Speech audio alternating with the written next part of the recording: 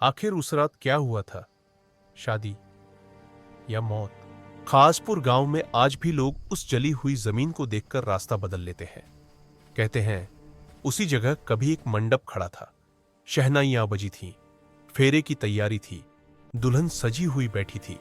और फिर रात के ठीक 12 बजे खाजपुर ने वो देखा जिसके बाद यह गांव कभी पहले जैसा नहीं रहा।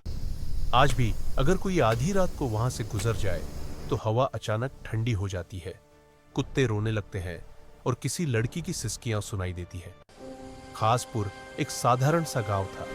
खेत, कुएं, मिट्टी की गलियां और सीधे सादे लोग।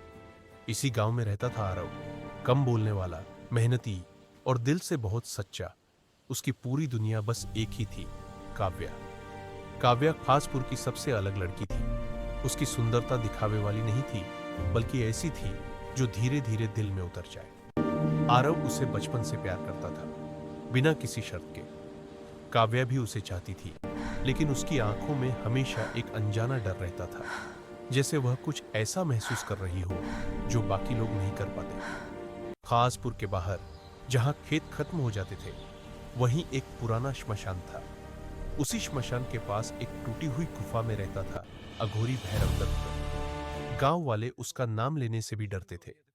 कहते थे वह अब इंसान नहीं रहा। उसका शरीर राख से ढका रहता, गले में हड्डियों की माला और आंखों में ऐसी चमक जो जिंदा इंसानों में नहीं होती। भैरव दत्त कर्ण पिशाचिनी की पूजा करता था, एक ऐसी रहस्यमयी शक्ति जो सुंदर स्त्रियों की देह में प्रवेश करती है और उनकी आत्मा को कैद कर लेती है। जिस दिन भैरव दत्त की नजर काव्या पर पड़ी, उसी दिन उसकी साधना बदल गई। उसने काव्या को इंसान की तरह नहीं, अपनी साधना की पूर्णता की तरह देखा। उसी रात श्मशान में काले मंत्र गूंजे, खून से बने यंत्रों के बीच काव्या का नाम लिखा गया। और उसी रात काव्या की नींद टूट गई। उसे लगा जैसे कोई उसके कान के पास धीरे धीरे सांस ले रहा हो। आईने में उसकी परछाई थोड़ी देर से हिली। उसने कांपती आवाज में पूछा, Is there? कौन है? जवाब में सिर्फ एक डरावनी हंसी गूंजी। इधर आरव और काव्या की शादी तय हो गई। पूरा खासपुर खुश था। मंडप सजने लगा, ढोलकें बजने लगी।